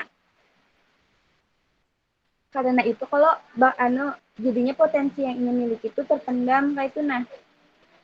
Kadang kawinnya mengungkapkan padanya tuh ketujuh kayak bernyanyi kayak itu nah ketujuh lawan musik tapi di dalam keluarganya tuh inya dipaksa kayak itu nah didorong kayak itu supaya jurusan dokter juga kayak itu. Jadi menurut Ibu bisa aja kayak itu nah kalaunya anak tuh berbakat dalam satu bidang tetapi nya tidak berminat dalam bidang tersebut karena dorongan keluarga misalnya. Nah, itu aja sih jawaban dari Ibu. Bagaimana Dewi dapat dipahami jawaban Ibu tadi? Ibu, alhamdulillah dapat dipahami. Terima kasih, Ibu. Tinggi, sama-sama. Bagaimana nih yang lain? Apakah ada yang masih penasaran tentang bakat dan minat? Bisa ditanyakan. Ibu, ulun hendak bertakun. Tinggi, silakan Alma. Jadi kayak gini, Ibu. Misalnya nih, si anak nih kan bisa dikatakan berbakat karena kan berasal dari pengertian bakat tadi kayak semacam ada pembawaan kayak gitu. Tapi kalau misalnya dia tidak menekuni, apakah pembawaan tersebut bisa dikatakan hilang atau ibaratnya karena diasah kada lagi bakatnya Bu apa kayak gimana? Ulun kurang paham. Makasih Bu. Tinggi, izin menjawab Alma. Ini misalnya bakat anak tuh pada dikembangkan bisa kayak jadi bakat terpendam. Kayak anak nih ketujuh menyanyi, tapi inya kayak supan gitu nah, kada hendak menapa ngaranya. Kada hendak mengeluarkan bakatnya itu bisa mungkin kada hilang, bakatnya tuh kada hilang, tapi nya kayak kada wani menampilkan di muka umum kayak itu pada ingin bisi bakat menyanyi lebih dipendamnya seorang kayak misalnya lebih bernyanyi di kamar atau di rumah aja kayak itu tapi kada wani menampilkan di muka umum. Itu aja sih jawaban dari Ibu. Inggi Bulan. Inggi Bulan Pak. Terima kasih Bu. Tinggi, sama-sama. Yang lain apakah ada yang masih belum paham? Bisa ditanyakan ya.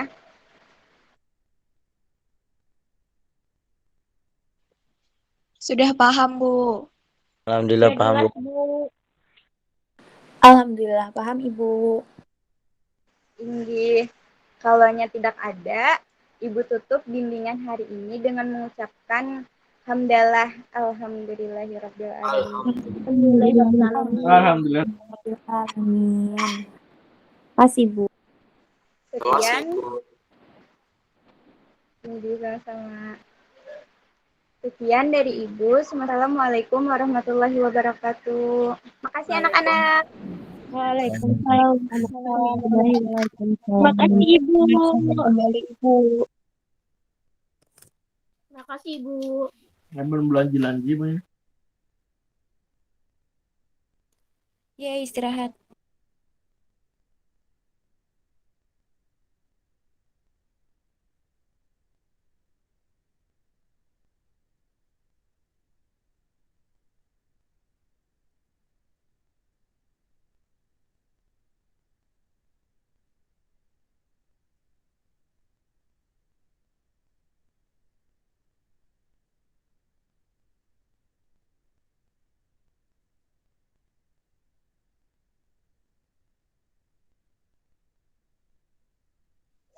Ya.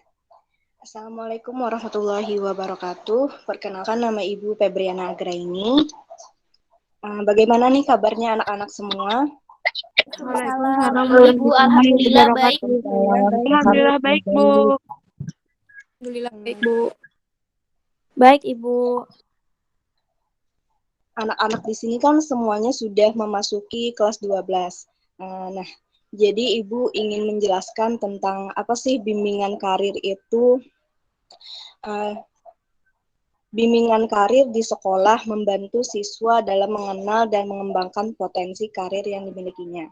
Selain itu, bimbingan karir sebagai satu kesatuan proses bimbingan memiliki manfaat yang dinikmati oleh kliennya dalam mengarahkan diri dan menciptakan kemandirian dalam memilih karir yang sesuai dengan kemampuannya.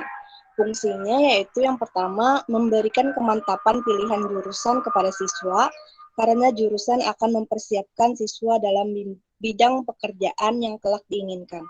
Yang kedua, memberikan bekal pada siswa yang tidak melanjutkan sekolah untuk dapat siap kerja sesuai dengan keinginannya. Yang ketiga, membantu kemandirian bagi siswa yang ingin ataupun harus belajar sambil bekerja.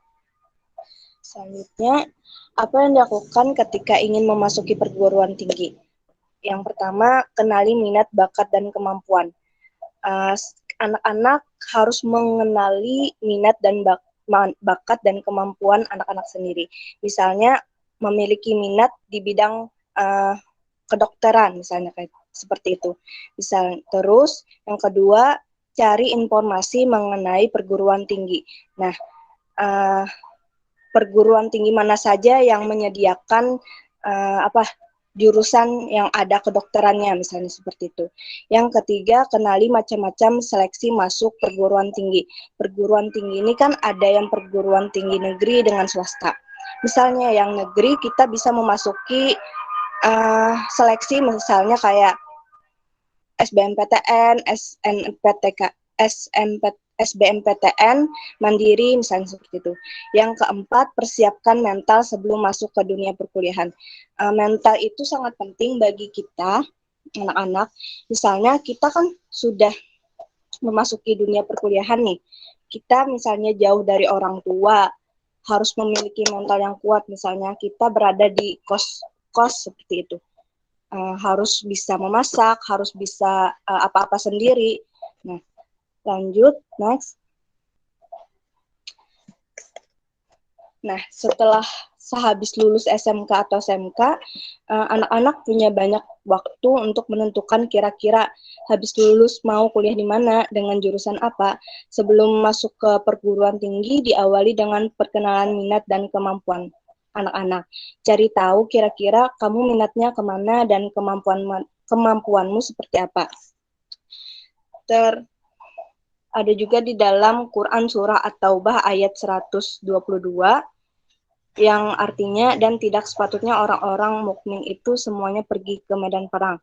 Mengapa sebagian dari setiap golongan di antara mereka tidak pergi untuk memperdalam pengetahuan agama mereka dan untuk memberikan peringatan kepada kaumnya apabila mereka telah kembali, agar mereka dapat menjaga dirinya. Maksud dari itu yaitu surah ini dalam Al-Quran mengajarkan banyak hal, yaitu salah satunya mengenai pendidikan.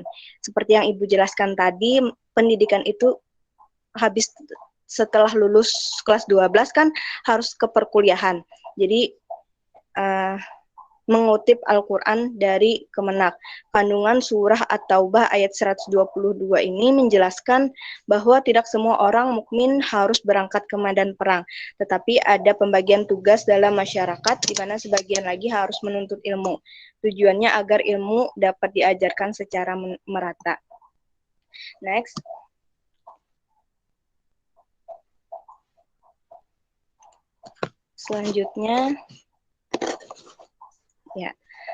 Selanjutnya yaitu strategi dan upaya apa yang harus kita lakukan untuk memasuki perguruan tinggi negeri. Yang pertama, tentukan bidang ilmu yang ditekuni. Yang Ibu jelaskan tadi, bidang apa yang kita minati, bakat apa yang kita minati, itu harus kita tekuni. Yang kedua, tentukan program studi yang mendukung bidang ilmu yang dipilih. Misalnya kan kita memilih kedokteran. Program studi apa yang kita inginkan? Misalnya dokter umum kah, dokter gigi kah, dokter hewan. Nah, itu harus sesuai dengan bidang ilmu yang kita pilih. Jadi tentukan program studinya. Yang ketiga adalah cari tahu perguruan tinggi yang menawarkan program studi pilihan. Misalnya kita mengambil kedokteran tadi, kita harus mencari tahu nih di mana perguruan tinggi yang menyediakan parodi atau jurusan yang kita inginkan. Misalnya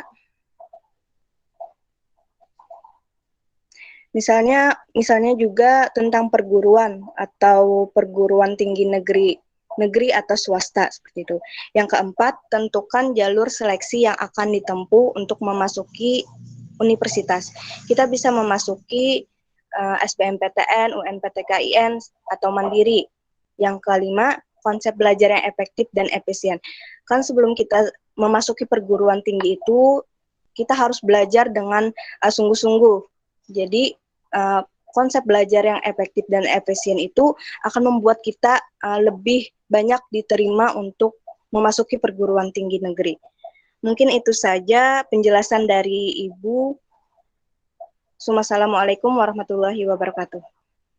Waalaikumsalam warahmatullahi wabarakatuh, Ibu.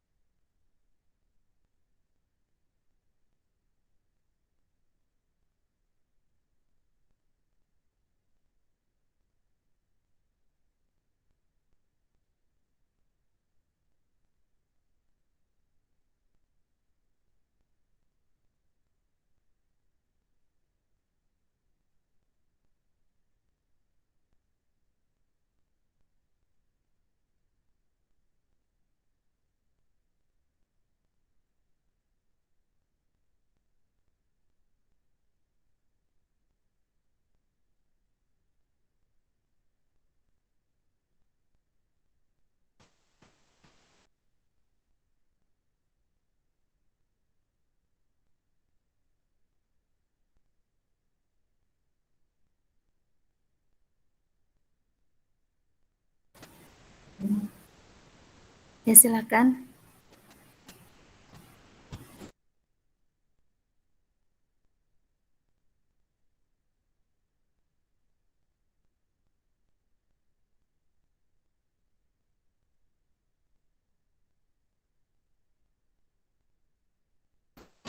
Adalah, Gina adalah. Izin Bu, Ginanya tadi ada aktif Bu. Oh, berarti Izin, Kirana, Bu. Kirana, Izin menyampaikan, Bu. Kirana. Tadi Oh ya, silakan. ginanya gangguan jaringan. Oh ya. Berarti Kirana sudah siap. Ini Kirana yang terakhir berarti lah. Jadi nanti kita sambung kembali untuk giliran yang lain. Ya, silahkan Kirana.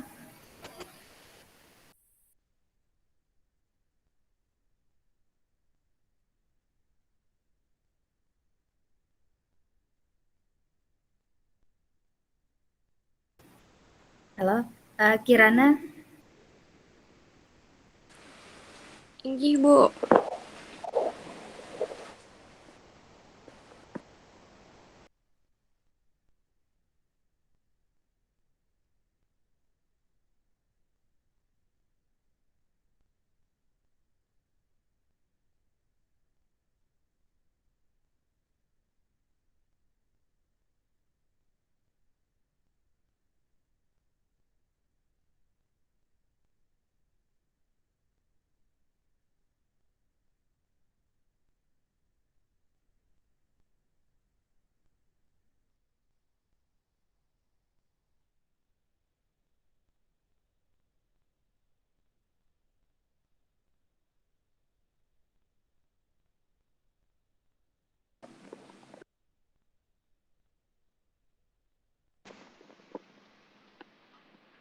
Langsung aja. Assalamualaikum warahmatullahi wabarakatuh.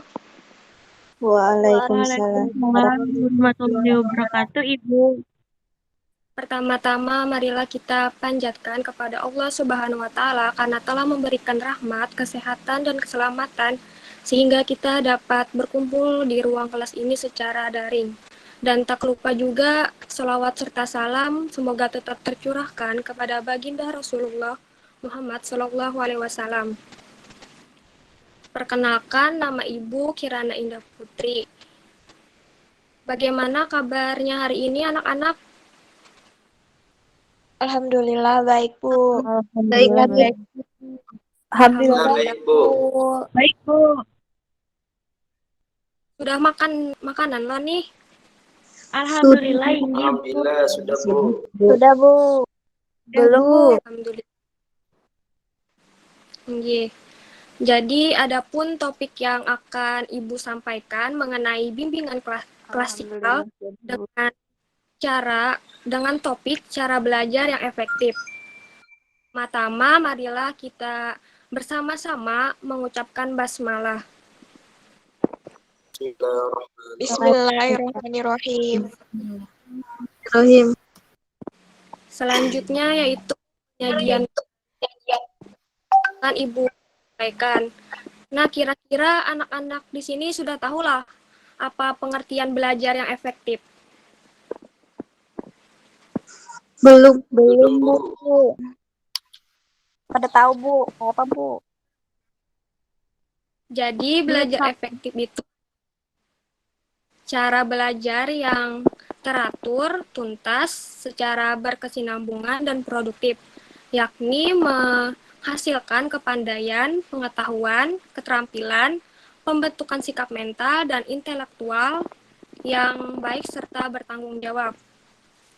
Dalam Quran Surah Al-Alaq ayat 1-5 sebagai dasar perintah untuk belajar atau menuntut ilmu pengetahuan, seperti yang kita ketahui, manusia lahir ke dunia ini dalam keadaan tidak berilmu. Maka dalam pandangan Islam, umat Islam diwajibkan belajar dan menuntut ilmu pengetahuan. Hal tersebut berdasarkan pada sabda Rasulullah SAW yang berbunyi, belajarlah karena seseorang tidak dilahirkan dalam keadaan pandai dan pemilik ilmu itu tidak sama dengan orang yang tidak memiliki ilmu. Ilmu pengetahuan itu bagaikan pelita atau cahaya di malam yang gelap. Ilmu menjadi penuntun manusia untuk menjalani kehidupannya di dunia ini. Dengan ilmu, manusia dapat mengetahui mana yang benar dan mana yang salah. Mengapa wahyu pertama ini kita diperintahkan untuk membaca? Wahyu pertama ini kita diperintahkan untuk membaca, bukan perintah sholat, puasa, zakat, atau perintah haji. Nah, ini menunjukkan bahwa sebelum kita beramal atau beribadah, kita wajib berilmu. Menuntut ilmu pengetahuan hukumnya wajib bagi muslim, laki-laki maupun perempuan. Next.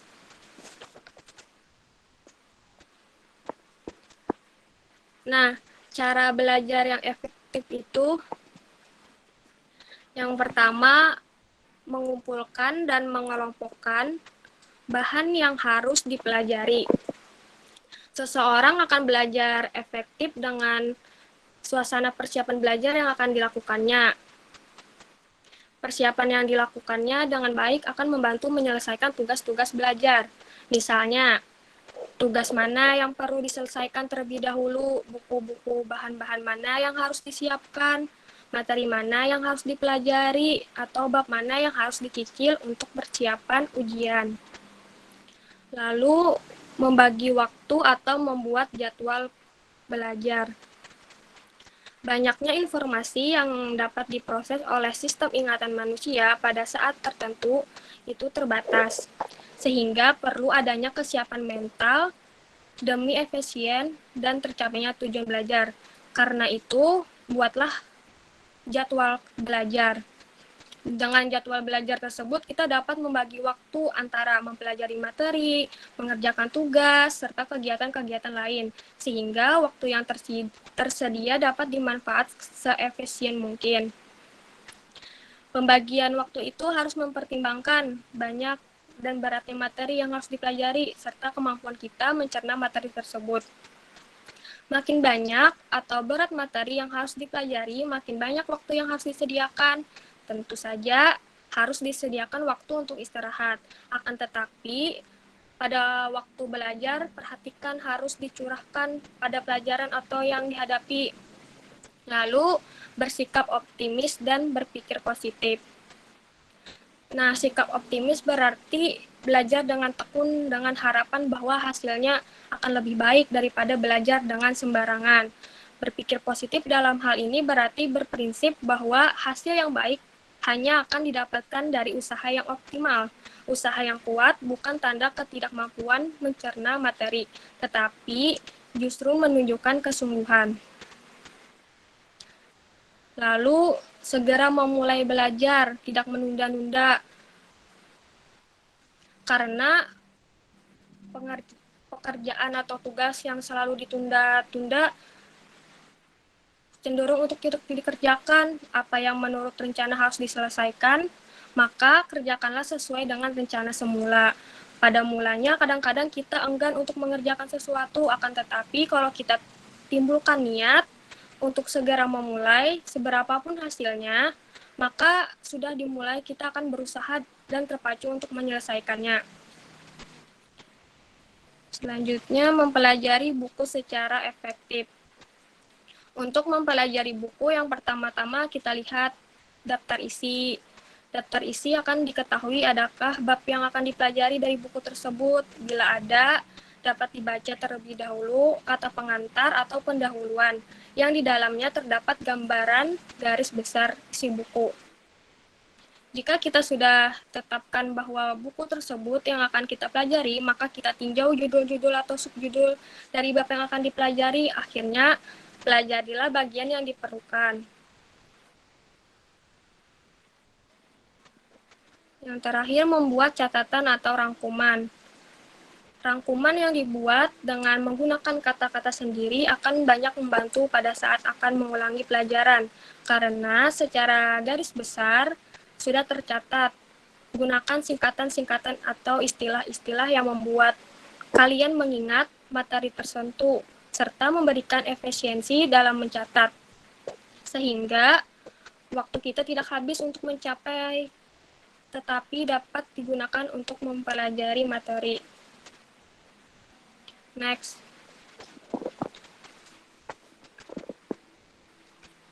Nah, belajar yang efektif. Buat suasana belajar yang nyaman. Nah, jadi kalian itu buat suasana kalian membangun suasana yang nyaman itu seperti apa? Nah, ada banyak cara untuk membuat mood belajar itu muncul. Misalnya belajar sambil mendengarkan musik, atau belajar di tempat yang nyaman seperti ruangan ber-AC. Lalu merangkum pokok pembelajaran. Karena jika kalian membaca satu buku, maka akan butuh waktu sangat lama untuk menyelesaikannya. Ambillah intisari dari pelajaran tersebut. Hal ini akan membuat kemudahan mengingat dan mudah untuk memahami inti dari pembelajaran. Lalu belajar bersama. Nah, metode ini yang paling efektif karena dalam suasana belajar berkelompok yang cukup santai, otak menjadi lebih rileks menerima pelajaran atau materi yang akan diserap. Selain itu, hal-hal yang belum diketahui akan lebih mudah diselesaikan dengan bekerja sama, maka sangat dianjurkan untuk belajar bersama untuk menghadapi ujian. Lalu belajar dengan praktek. Nah, belajar sambil praktek ini adalah hal yang sangat efektif. Cara belajar ini juga akan membuat kalian tak bosan. Lalu, belajar rutin tapi jangan lama. Dengan rutin belajar akan semakin mudah untuk mengingat hal yang sudah kalian pelajari. Yang perlu kalian lakukan adalah belajar rutin, bukan terlalu lama belajar. Seperti belajar saat pagi 45 menit, siang 25 menit, sore 50 menit, atau malam 1 jam. Nah, cara ini nih sangat efektif dan pikiran akan tetap dalam keadaan rileks daripada harus belajar terlalu lama. Lalu yang terakhir, mengerti bukan menghafal. Hal yang paling sering dilakukan oleh siswa ataupun mahasiswa ketika ingin menghadapi ujian adalah menghafal. Sebenarnya tidak salah, namun cuma efektif. Untuk lebih efektifnya adalah mengerti teorinya, maka dengan sendiri akan kita ingat ketika ujian. Kalau kalian masih dalam metode belajar dengan menghafal. Nah, kira-kira sampai di situ penyampaian dari Ibu. Apakah kalian paham? Insya Allah, Bu. Iya, Bu. Alhamdulillah paham, Bu. Kalau sudah paham, demikian tadi penyampaian Ibu. Mari kita mengucapkan hamdalah. Alhamdulillah. Alhamdulillah. Makasih Ibu. Ya, memohon maaf apabila ada kesalahan dari penyampaian. Sekian, terima kasih. Wassalamualaikum warahmatullahi wabarakatuh. Waalaikumsalam warahmatullahi wabarakatuh.